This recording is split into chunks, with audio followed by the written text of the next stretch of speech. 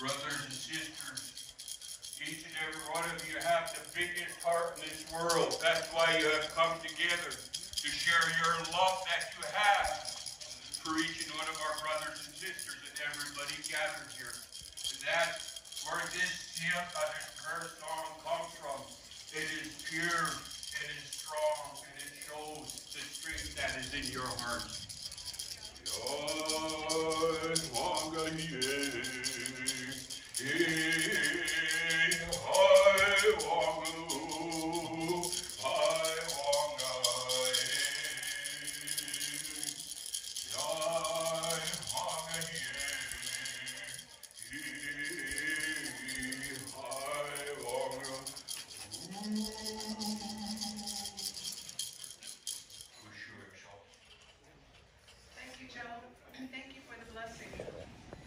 First off, it is a values election.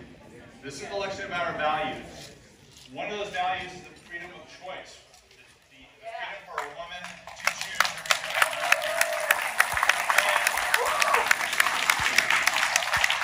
and Roe v. Wade and Dobbs are on the ballot.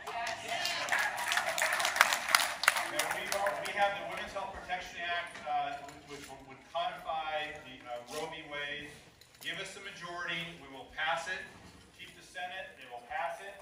Keep President Biden, and we will codify Roe v. Wade as a law of the land. Another important value is our community safety.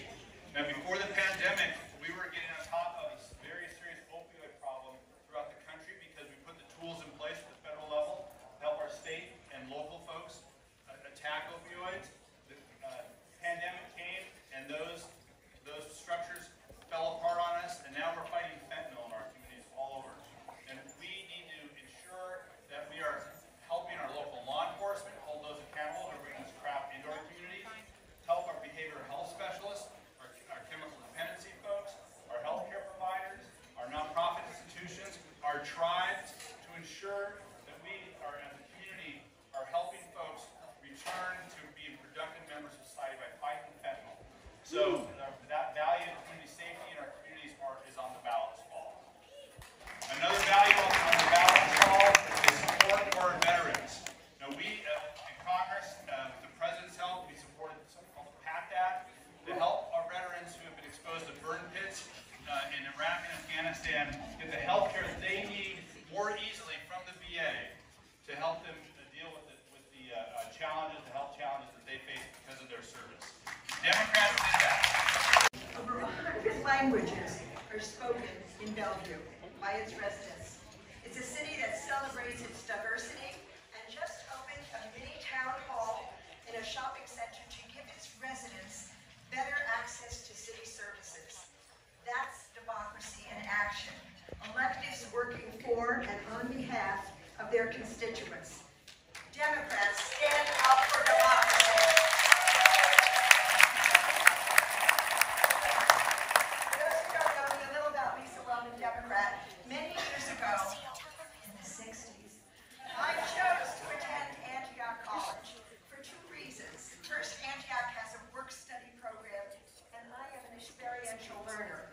Second was Antioch's core values, as expressed in their motto. Unusual motto for a college. The motto of Antioch, be ashamed to die until you have won some victory for humanity. That's what Democrats do. That's who we are. I believe that every one of us in this hall has been working in whatever they're doing to better lives for each and every Washingtonian. We fix systems that are broken, even bridges. We champion livable wages for all.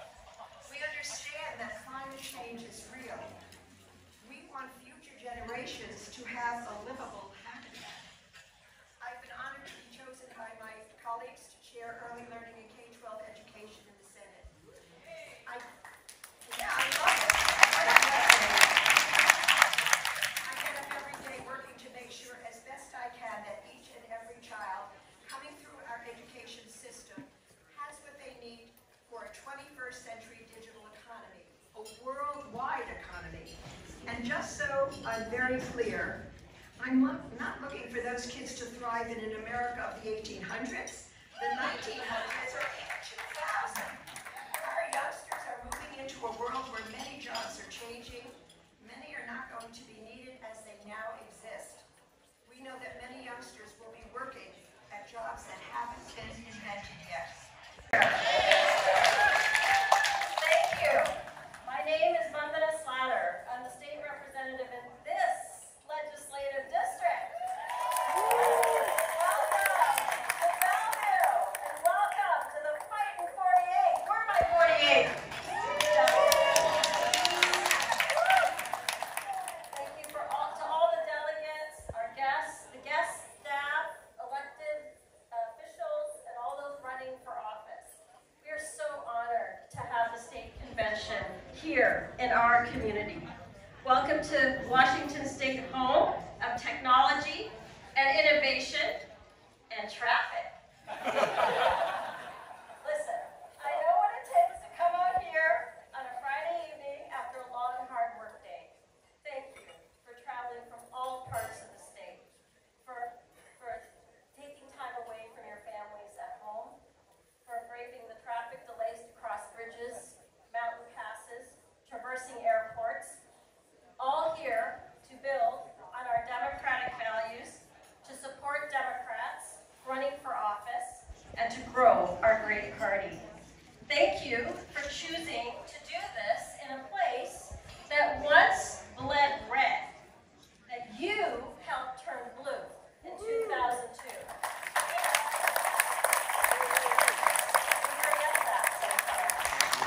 Because of you, this mom, this scientist, this pharmacist, this immigrant, this South Asian woman won election, I'm getting emotional, won election as the first Indian American woman on the Bellevue City Council. And the first Asian American legislator in the Washington State House. We'll keep the 48th blue again this year. You know, in the last 8 years nationally, you all know this, we have experienced an onslaught, attacks on science, which matters to me, an attack on democracy on January 6th, a climate emergency, a deep racial reckoning, and a war not only with a virus that took 1 million lives, but a war on the rights of women and on bodily autonomy. And now here we are, with our democracy on the brink yet again, with our freedoms fragile and at risk of going backwards all the way. Hydrate. If you drink 1 glass of wine, you drink 2 glasses of wine. We have a recipe for success. 1 glass of wine, 2 glasses of wine.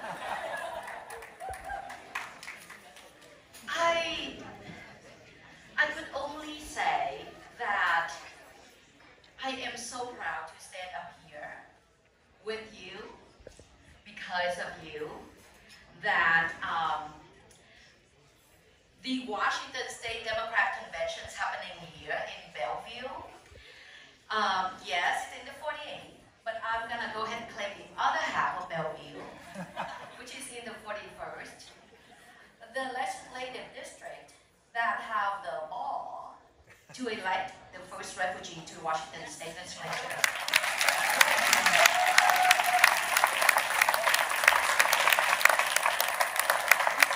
The 41st Democrat not only talk, but walk and act. Because when we say we believe in diversity, this is what I would love to ask you, to look to your neighbor who's next to you. This is something I ask you to commit tomorrow. We have the tendency to sit together, and yes, especially around the platform time, around voting, around all that stuff, yes, sit together.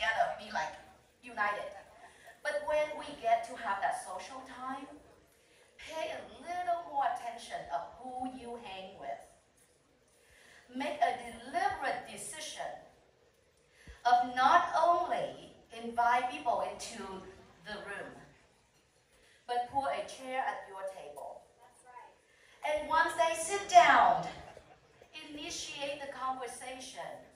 Because why? We are human. We bring humanity back. We refuse to take the stand on others. We are better than that. And for those who are out there using any other narratives, saying, oh, because you wanted to keep something that happened 200 years ago and he's still putting guilt on us today is divisive, that is not true. That's right. We move in the speed of people. And the only way we can move in the speed of people is if we see each other as people. We work to build the coalitions of people. And we cannot build a strong coalition if we don't see each other as people. We work for the people and by the people. And if we do not engage with people, then we don't truly work for the people and by the people. So keep questioning ourselves, our action, our movement, our mindset. In which horizon are we looking at? Are we looking at to build humanity? Or are we looking at to build a small group of people who have the tendency to simply agree with each other?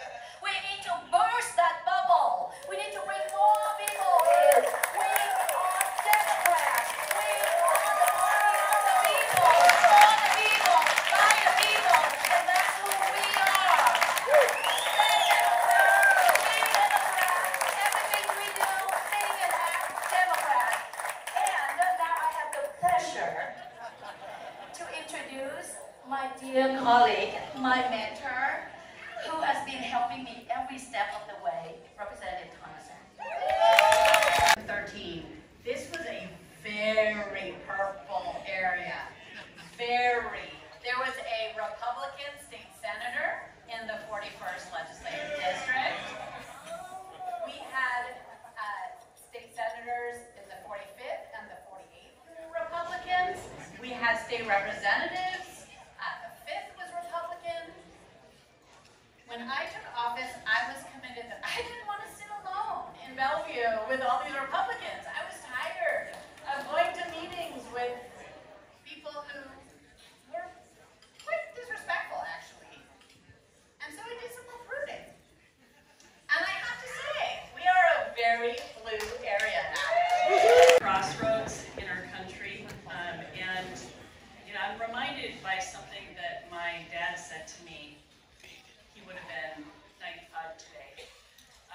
He said this to me when my daughter Emily was born, 3 months early, critically ill, a pound 13 ounces. He said, you don't always get to pick your challenges, but you do get to pick how you respond to them. That's right. Exactly. And the stakes could not be higher. Across the nation, we've seen devastating impacts of Republican policies aimed at cutting care for our most vulnerable, restricting abortion access, and harming everyday Americans by easing access to deadly weapons. We've seen books being banned, the LGBTQ community under attack, and the suppression of voting rights. We've seen our environment sold to big oil so they can keep pumping out their greenhouse gases that destroy the air we breathe, the water we drink, and the land we live on. We cannot afford to let these destructive policies take root here in Washington. Now, we didn't pick these challenges. Put the 10 Commandments on the walls. I want you to freak out right now. If you're a Democrat who believes deeply in gender-inclusive schools and thinks it's asinine to ban books, I want you to lose your minds right now. If you cannot believe that there are 24 states right now handing taxpayer money to people as a private right to take to their religious institution, their for-profit school, and their testing company. If you think that's ridiculous, lose your minds right now. Okay, I've come to the right place. I often tell people I'm the son of two people with an 8th grade education. Alcoholics, lost their oldest 6 kids to the foster care system for 2 years. The state intervened, allowed them to have their family back after sobriety. I came after that. Total devastation financially, a lot of mental health challenges, but opportunity. And here's what I want to lean into as Democrats. That was about institutions. That's because we understand the power of family, and we understand when institutions can help lift up families who need help. I am the child of institutions and Democrats who put that in place. I went to school not having any hope until elementary teachers believed in me. The institution of public education gave me a breath of fresh air that I did not have in my home.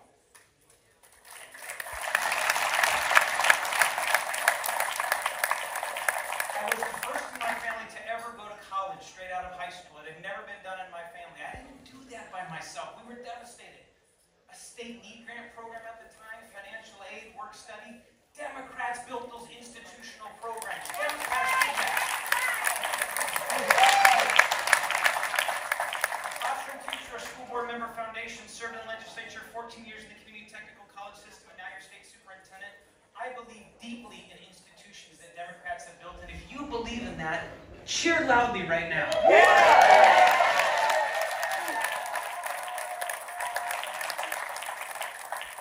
Because those institutions are also on the ballot.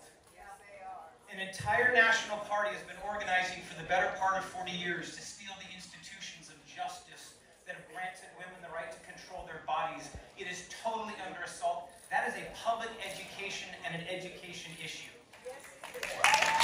But I will take your compliment, my darling. And so, thank you. It's so wonderful to be here. Oh my gosh. I'm from the state of Pennsylvania, so we have our own fight over there. So it feels good to come over here and be like, woo, I can rest for a second over there. So, first and foremost, again, I want to thank all of you for being here. I want to thank my dear friend Chastity for just having me here and asking me to be here. I know that I am a guest in your house, and so I know that I am not from the state of Washington, but I love it here. And so I come here a lot, and I was here for a book signing when this intersected with this convention. And so as she had pointed out, I am like a visitor to the Democratic Party. That's what I like to call myself, because I've never been political. Like, I've never understood politics. After like a couple years ago, I really didn't understand it again. But I didn't understand politics at all because politics didn't look like me pre-Obama, okay? And so I didn't see myself at all in anything that we did for politics, right? But when I was a 31-year-old intern, I dropped out of school, went back to school, dropped out of school, went back to school, played ping pong with college, and went back in 2007, there was this man that started to talk on my television. And he had these ears, and he was like charismatic, and he was like, I'm running for president. And I was like, he's so adorable, that's so nice. Like, got these posters, and my whole family, because obviously I'm black, so everybody bought like the Obama socks, Obama shirt, Obama hat.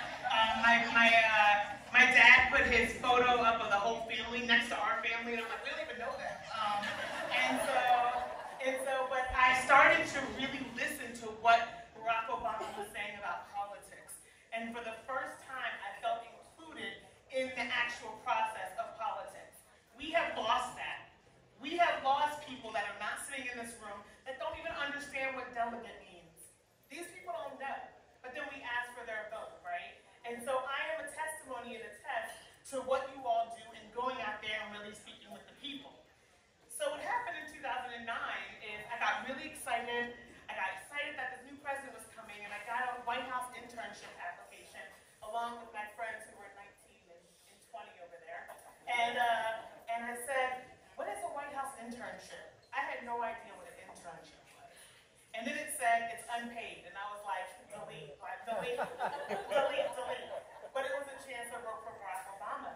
And so I filled out an application, sent it in, and lo and behold, they called this 31-year-old community college student, hip-hop journalist, hip-hop breakdancer, to be an intern for the White House in 2009. But after I got done, I was like, okay, I'm done. That's it. I saw politics, not for me. This is like another world, another level, not for me. And then I had a conversation with somebody and they said, you know, politics is just community organizing. It's just being a community advocate, and we put this really fancy name and titles and all these things on it, but all it is gathering and fighting for the people. And I was like, well, that's what I do. And they're like, right, you're a Democrat. That's what we do. And I was like, I'm a Democrat. That's what we do.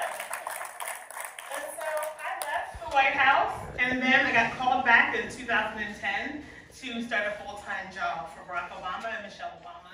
I got called up while I was still a student, so I was still going to college, and I felt weird about it, because I was thinking, people are more qualified than me to stand in the White House next to the president.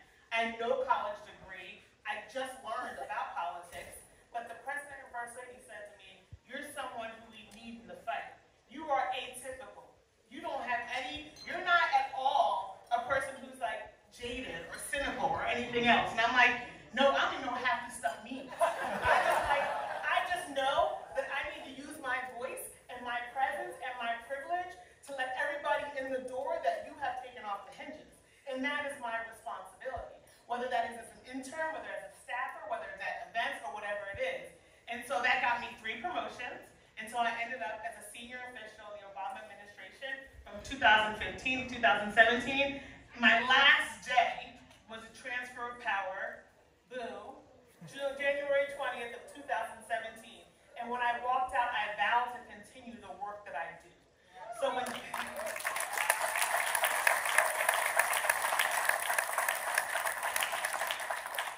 as we have our own very much, really rough fight in Pennsylvania, like really rough fight right now in Pennsylvania, I'm happy to be here because I want to talk to you all to make sure you understand how important it is, and I think one of the reps said it before, that you invite people into politics that don't look like you, that don't sound like you, that may not know exactly what a delegate is or electoral college. Like, we have to keep breeding, we have to keep bringing people into the Democratic Party for them to be part of this entire process.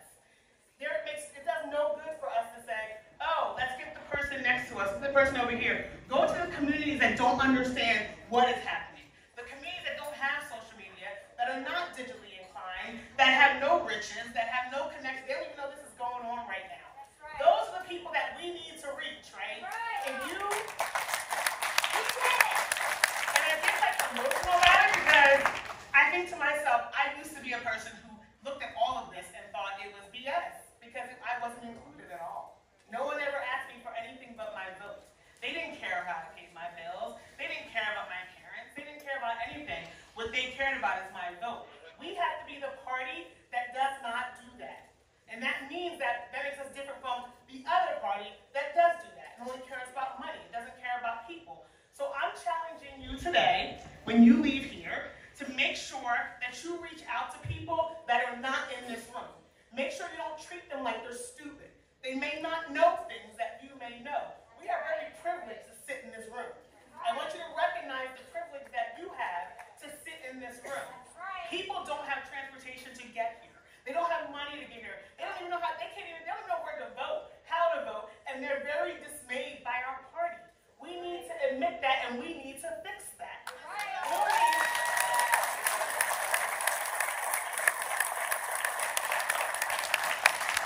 I feel so official, y'all. Like, but only we can do that. But we have to do that by removing the gatekeeping and stop putting our noses up in the air at people who may not know what we know, right? Let's be the party that brings people in, be the party that talks to people, and be the party that is going to get our country back in a space that we can trust, that we can love, that we can be proud of. All of us, right? That starts with all of us. And so that is my challenge to you. I will be watching the Washington races. I will be watching closely, and I will be celebrating with all of you coming back in November when we all get everything back on track the way it needs to be. So thank you all for having me here.